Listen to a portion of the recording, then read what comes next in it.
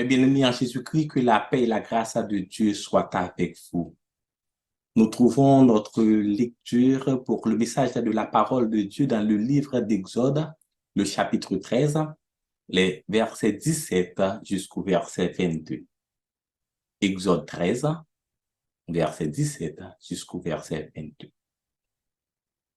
Lorsque Pharaon laissa aller le peuple, Dieu ne le conduisit point par le chemin du pays des Philistins, quoique le plus proche. Car Dieu dit, le peuple pourrait se repentir en voyant la guerre et retourner en Égypte.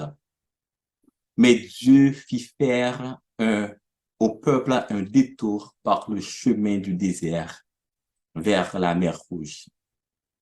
Les enfants d'Israël montèrent en armes hors du pays d'Égypte.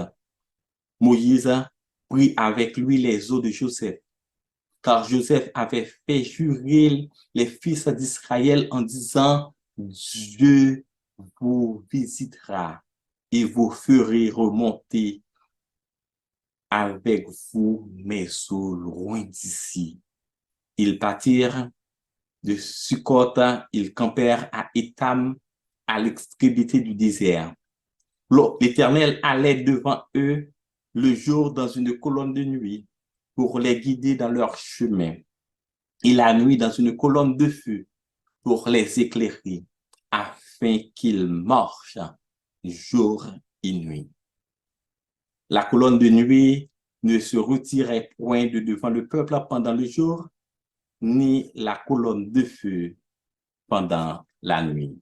Parole du Seigneur.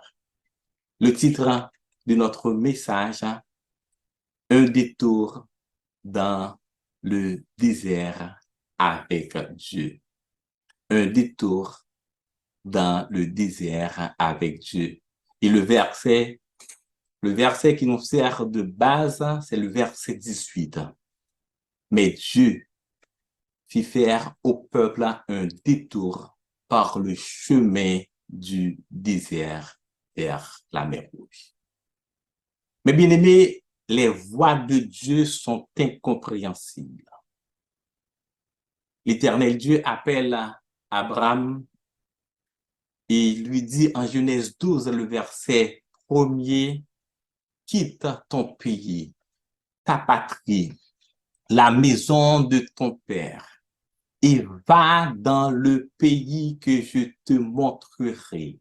Je ferai de toi une grande nation. Je te bénirai. Je rendrai ton nom grand et tu seras une source de bénédiction. Abraham était âgé de 75 ans. Quelques années plus tard, en Genèse 15, le verset 13, l'Éternel dit encore à Abraham, sache que tes descendants seront étrangers dans un pays qui ne sera point à eux, et ils y seront asservis et on les opprimera pendant 400 ans. Mes bien-aimés, comment comprendre et lier ces deux déclarations, à savoir, je ferai de toi une grande nation, et l'autre, tes descendants seront asservis et on les opprimera pendant 400 ans. Les voies de Dieu sont incompréhensibles. Dieu fait une promesse de bénédiction à Abraham, mais avant son accomplissement, il y aura un temps de servitude, un temps de douleur, un temps de souffrance. En Genèse 15, Dieu poursuit et dit, mais je jugerai la nation à laquelle ils seront asservis et ils sortiront ensuite avec de grandes richesses. Mais toi, Abraham, tu iras en paix vers tes ancêtres. Tu seras enterré après une heureuse vieillesse. À la 4e génération, ils reviendront ici, car l'iniquité des Amoréens n'est pas encore à son comble. Que les voies de Dieu sont impénétrables. La chose dite Et la chose arrive. Abraham engendra Isaac engendra Jacob et Isaïe. Et Jacob, ses 12 fils, et Dina, et les descendants des 12 ont été asservis, comme l'Éternel l'avait dit en Égypte. Et après 400 ans d'esclavage en Égypte, Dieu libère son peuple Israël. Après de grands prodiges et après la manifestation de la puissante main de Dieu sur l'Égypte, Pharaon décide de laisser partir Israël. Et en Exode 13, le verset 17, avant de partir, l'Éternel, le texte nous dit, lorsque Pharaon laissa aller le peuple, Dieu ne le conduisit point par le chemin du pays des Philistins, quoique le plus proche, car Dieu dit le peuple pourrait se repentir en voyant la guerre et retourner en Égypte, mais Dieu fit faire au peuple un détour par le chemin du désert vers la mer Rouge. Que les voies de Dieu sont incompréhensibles et ses desseins insondables. Un détour dans le désert avec Dieu. Un détour dans le désert avec Dieu. Tel est le titre de notre message. Et bien aimé, le chemin le plus direct de l'Égypte à Canaan est le chemin qui passe par le pays des Philistins. Mais Dieu, lui, Dieu choisit le chemin le plus long, le chemin le plus difficile, le chemin le plus difficile pour diriger son peuple en prenant un détour par le chemin du désert. Comme dit le dicton, pourquoi faire simple quand on peut faire compliqué? Et Dieu opte pour le plus difficile, pour le plus long, pour le plus compliqué, le désert. Et le désert, c'est la chaleur du jour qui peut aller jusqu'à 70 degrés centigrades. Le désert, c'est le froid intense la nuit. Le désert, c'est la sécheresse extrême. Le désert, c'est la tempête de sable. C'est le soleil direct sur la peau. Le désert, c'est symbole de privation. Et Dieu le sait. Et Dieu décide de prendre cette option avec son peuple, le désert. Mais Dieu ne va pas abandonner son peuple dans le désert. D'où le premier point de notre méditation. Dieu est présent tout au long du détour dans le désert. Dieu est présent tout au long du détour dans le désert. Exode 13, 21 et 22. L'Éternel allait devant eux le jour dans une colonne de nuit pour les guider dans leur chemin et la nuit dans une colonne de feu pour les éclairer afin qu'ils marchent jour et nuit. Et la colonne de nuit ne se retirait point de devant le peuple pendant le jour, ni la colonne de feu pendant la nuit. Dieu est présent dans le détour. Dieu est présent dans nos déserts. Dieu est présent quand nous traversons la vallée de l'ombre de la mort. Dieu est présent quand nous traversons la vallée de Baca. Dieu est présent quand nous connaissons des périodes de larmes et de douleur dans notre vie. Et Dieu est présent du commencement jusqu'à la fin, tout au long de notre vie. Peu importe nos circonstances favorables ou pas.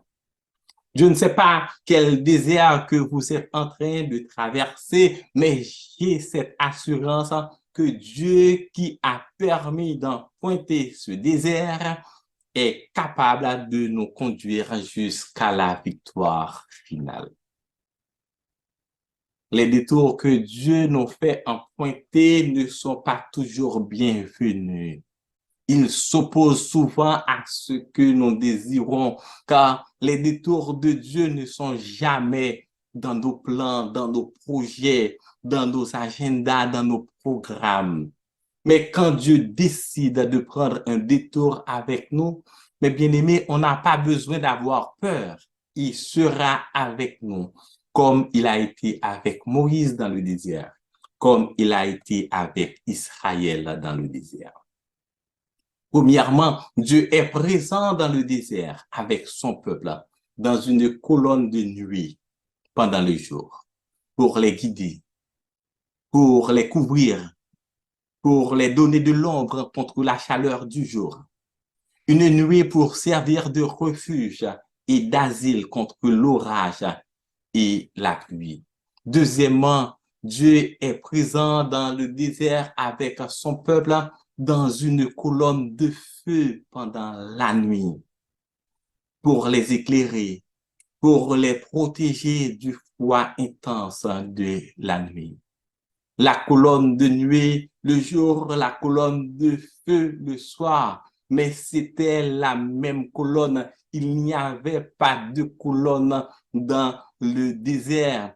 Et la colonne était nuée le jour et la nuit, cette colonne se transforme en feu, mais c'était la même colonne. En d'autres mots, dépendant de vos besoins, Dieu se transforme pour répondre à nos besoins, mais c'est le même Dieu.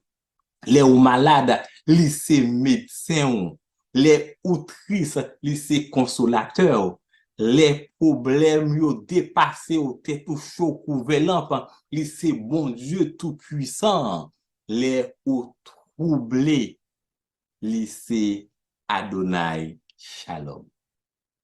Pour prendre soin de ses enfants dans le désert, Dieu agit dans les moindres détails. Et je comprends quand le psalmiste dit dans le psaume 121, il ne sommeille ni ne dort celui qui garde Israël. Et le cantique dit, Dieu prendra soin de toi dans le chemin jusqu'à la fin. Il prendra soin de toi tous les jours. Jamais Dieu ne nous abandonnera. Sommes-nous conscients de cette vérité? Sommes-nous conscients de cette réalité? Si oui, abandonnons-nous dans ces intentions et laissez à Dieu le soin de prendre tout le contrôle de notre vie. Car il n'est pas absent. Il n'est pas en voyage. Il ne sommeille ni ne dort. Il est présent dans chaque détail de notre vie. Dieu est présent tout au long du détour dans le désert. Deuxièmement, Dieu forme notre caractère tout au long du détour dans le désert. En Exode 14, le verset 31, le texte nous dit, Israël vit la main puissante que l'Éternel avait dirigée contre les Égyptiens et le peuple craignit l'Éternel et il crut en l'Éternel et en Moïse son serviteur. Dieu décide de passer par le chemin du désert avec son peuple parce qu'il veut s'assurer qu'une fois que son peuple arrive en Canaan, son cœur reste attaché à lui. Dieu dirige son peuple dans le désert où il est dépourvu de tout pour l'apprendre à compter sur lui qui peut tout. De ce fait, dans le désert, Dieu met Israël à l'épreuve pour le façonner, le modeler, le briser et pour former son caractère. Et le premier test dans le désert, c'était le test psychologique. la peur. La Bible nous dit, après la 10e plaie, alors que le peuple était encore en Égypte, la 10e plaie, la mort de tous les premiers-nés d'Égypte, Pharaon laissa partir le peuple. Mais la Bible dit en Exode 14, le verset 4, l'Éternel prend la décision d'endurcir le cœur de Pharaon en l'incitant à poursuivre Israël dans le chemin du désert. Et de ce fait, les Israéliens se trouvent en sandwich entre la mer Rouge en avant et Pharaon et son armée derrière eux. Pris de panique et de frayeur, le peuple dit à Moïse en Exode 14, le verset 11, est-ce parce qu'il n'y avait pas de tombeau en Égypte que tu nous as amenés dans le désert pour mourir? Que nous as-tu fait en nous faisant sortir d'Égypte? N'est-ce pas là ce que nous te disions en Égypte? Laisse-nous servir les Égyptiens, car nous aimons mieux servir les Égyptiens que de mourir au désert. Et Moïse répond au peuple dans le verset 13. Ne craignez rien, restez en place et regardez la délivrance que l'Éternel va vous accorder en ce jour, car les Égyptiens que vous voyez aujourd'hui, vous ne les verrez plus jamais. L'Éternel combattra pour vous et vous gardez le silence. Le premier test, le peuple a panique, c'est la peur, c'est la frayeur. Et bien aimé, des fois, vous vous retrouvez dans des situations et vous n'avez que des pensées suicidaires, des pensées de panique et de frayeur. Et tu peux avoir peur. Mais dans notre peur, nous avons une référence, nous avons une réponse, nous avons une source dans nos frayeurs où nous pouvons puiser nos forces, où nous avons quelqu'un vers qui tourner dans nos peurs et dans nos frayeurs. Dans 2 Chroniques en 20, la Bible nous dit les Moabites, les Ammonites, les Moanites, 3 peuples de concert se mettent ensemble pour attaquer le royaume de Juda. Et on vient informer Josaphat pour lui faire part de cette marche contre le peuple, le royaume de Juda. Et la Bible nous dit dans 2 Chroniques 20, le verset 3, dans sa frayeur, Josaphat se disposa à chercher l'Éternel.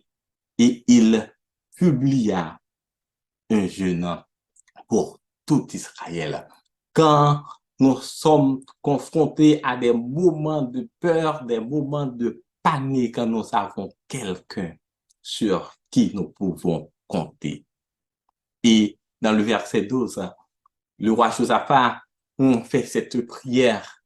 Nous sommes sans force devant cette multitude nombreuse qui s'avance contre nous et nous ne savons que faire, mais nos yeux sont sur toi.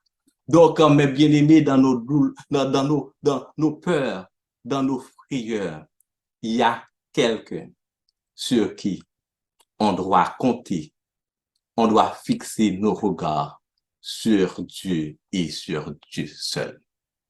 Et la première leçon à tirer dans le désert, c'est ne plus avoir peur quand Dieu marche avec nous. Ne plus avoir peur quand Dieu marche avec nous. Et deuxième leçon, ne jamais regarder en arrière quand Dieu marche avec nous. Maintenant, c'est le test psychologique. Soif et faim. L'Éternel délivre Israël de la main des Égyptiens lorsque Moïse, avec sa verge, fend la mer rouge en deux. Israël traverse à pied sec. Quelle merveille! Dieu a accompli un grand miracle devant la mer Rouge. Et la Bible nous dit, après ce miracle, on est dans le chapitre 15, le peuple Israël traverse la mer Rouge à pied sec et arrivé de l'autre côté du rivage. La Bible nous dit, le peuple chante un cantique à l'Éternel en disant, je chanterai à l'Éternel car il a fait éclater sa gloire. Il a précipité dans la mer le cheval et son chevalier. L'Éternel est ma force et le sujet de mes louanges. C'est lui qui m'a sauvé. Il est mon Dieu. Je le célébrerai. Il est le Dieu de mon Père. Je l'exalterai. Le peuple qui a chanté après le miracle de la traversée de la mer Rouge, après le miracle du passage à pied sec de la mer Rouge, trois jours après, dans le désert, le peuple arrive à Mara, leurs ressources en eau est épuisées, il n'y avait plus d'eau et l'eau qu'on trouve à Mara était amère.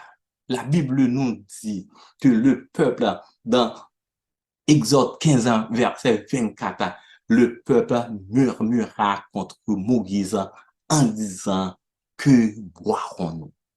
Mais bien aimé, le peuple vient de voir un grand miracle et 3 jours après, le peuple encore murmure et demande à Moïse, que boirons-nous, comme si le Dieu qui a fait le miracle de la traversée de la mer Rouge ne peut pas donner de l'eau dans le désert.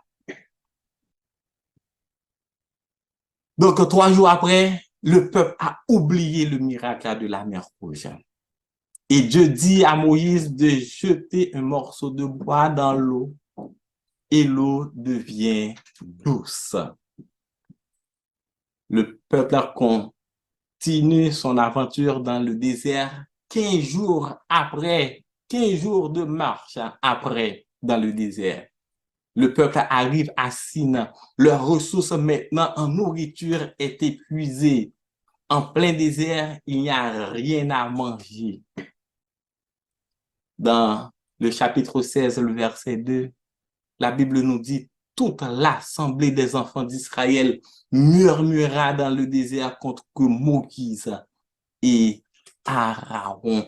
Le peuple, encore une fois, oublie que le Dieu qui quelques jours avant a donné de l'eau à boire dans le désert, ce Dieu-là est encore vivant, est encore présent. Il peut encore donner à manger. Le peuple oublie les miracles de Dieu. Et nous sommes dans la même situation à chaque fois que Dieu nous délivre une autre épreuve. On oublie, on panique, on oublie ce que Dieu a fait, les merveilles que Dieu a fait dans notre vie.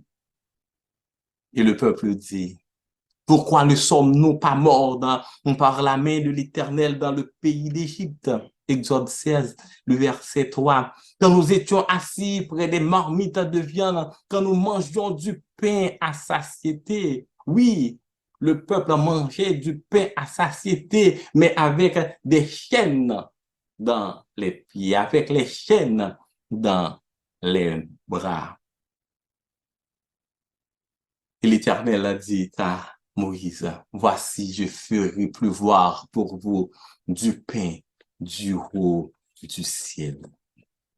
Et Moïse dit à l'assemblée d'Israël, Exode 16, le verset 6, ce soir, vous comprendrez que c'est l'Éternel qui vous a fait sortir du pays d'Égypte et au matin, vous verrez la gloire de l'Éternel parce qu'il a entendu vos murmures contre l'Éternel. Car que sommes-nous pour que vous murmuriez contre nous? Et Moïse dit, l'Éternel vous donnera ce soir de la viande à manger et au matin du pain à satiété, parce que l'Éternel a entendu les murmures que vous avez proférés contre lui. Car que sommes-nous? Ce n'est pas contre nous que sont vos murmures, mais c'est contre l'Éternel. Troisième leçon à tirer dans le désert, ne plus murmurer contre quand Dieu marche avec nous. Ne plus murmurer quand Dieu marche avec nous. Et quatrième leçon, ne jamais s'inquiéter pour notre vie de ce que nous mangeons ou de ce que nous boirons quand Dieu marche avec nous. C'est Jésus qui a dit cette parole en Matthieu 6, le verset 25. Maintenant, le test physique. Le test physique, c'est que le peuple d'Israël a marché dans le désert pendant 40 ans. Pendant 40 ans, leurs vêtements, leurs chaussures, leurs pieds, nous dit Néhémie. Quand dans un jeune Néhémie fait cette confession dans le chapitre 9, Néhémie 9, le verset 21, il dit, pendant 40 ans, en signe de témoignage, tu pourvus à leur entretien dans le désert, et ils ne manquèrent de rien. Leurs vêtements ne s'usèrent point, et leurs pieds ne s'enflèrent point. Dans le désert, pendant 40 ans, Dieu a pris soin de son peuple dans le désert. Cinquième leçon, ne jamais s'inquiéter pour notre corps de ce que nous serons vêtus quand Dieu marche avec nous. 5 leçons quand nous traversons un désert avec Dieu. 5 leçons à retenir. Ne plus avoir peur quand Dieu marche avec nous. Deuxième leçon, ne jamais regarder en arrière quand Dieu marche avec nous. Ne plus murmurer quand Dieu marche avec nous. Quatrième, ne jamais s'inquiéter pour notre vie de ce que nous mangeons ou boirons quand Dieu marche avec nous. Et cinquième leçon, ne jamais s'inquiéter pour notre corps de ce que nous serons vêtus quand Dieu marche avec nous. Et bien aimé, si Dieu prend un détour avec nous, c'est pour former notre caractère. C'est pour notre croissance spirituelle. C'est pour qu'on puisse ressembler à l'image de son Fils, Jésus-Christ. Et si vous réussissez ces 3 tests, vous êtes prêts pour rentrer dans le royaume de Dieu. Vous êtes prêts, le peuple n'était pas prêt parce que le peuple n'a pas réussi ces 3 tests. Il n'y avait que Josué et Caleb qui sont entrés dans la terre promise. Mais bien aimé, Dieu est présent tout au long du détour dans le désert. Dieu forme notre caractère tout au long du détour dans le désert. Et troisièmement, Dieu fait éclater sa gloire tout au long du détour dans le désert. Exode 14, 4. Pharaon et toute son armée serviront à faire éclater ma gloire. Et les Égyptiens sauront que je suis l'Éternel. Les Égyptiens sauront que je suis l'Éternel. Mais bien aimé, Dieu fait éclater sa gloire premièrement pour que les incrédules, pour que les idolâtres, pour tous ceux qui nous persécutent puissent voir la gloire, la puissance et la grandeur de Dieu. Conséquemment, ils seront inexcusables lors de la colère de Dieu qui viendra sur les fils de la rébellion. Deuxièmement, Dieu fait éclater sa gloire non seulement pour les incrédules, Dieu fait éclater sa gloire pour ceux qui marchent avec lui, pour ceux qui sont fidèles à sa parole, pour ses servantes et ses serviteurs, afin d'affermir leur foi. En Exode 14, le verset 31, la Bible nous dit, Israël vit la main puissante que l'Éternel avait dirigée contre les Égyptiens. Et le peuple craignit l'Éternel, et il crut en l'Éternel et en Moïse, son serviteur. Souvent, mes bien-aimés, nous disons, pourquoi c'est moi? Pourquoi c'est à moi ça arrive? Pourquoi c'est toujours moi? Pourquoi je souffre? Pourquoi cette maladie incurable? Comme disent les fils de Corée dans le psaume 142, le verset 9, pourquoi dois-je marcher dans les ténèbres sous l'oppression de l'ennemi? Pourquoi, pourquoi et pourquoi? Oui, pourquoi? Parce que Dieu nous aime. Pourquoi nous traversons des fois, Dieu nous laisse traverser la vallée de l'ombre de la mort? Parce que Dieu veut faire éclater sa gloire dans notre vie, dans notre maladie, dans nos épreuves. Si pour Israël, le désert était un désert physique, pour nous aujourd'hui, notre désert pourrait être notre milieu familial. Le mari qui laisse la maison, les enfants qui ne veulent plus respecter les règles ou qui ne veulent rien savoir de Dieu.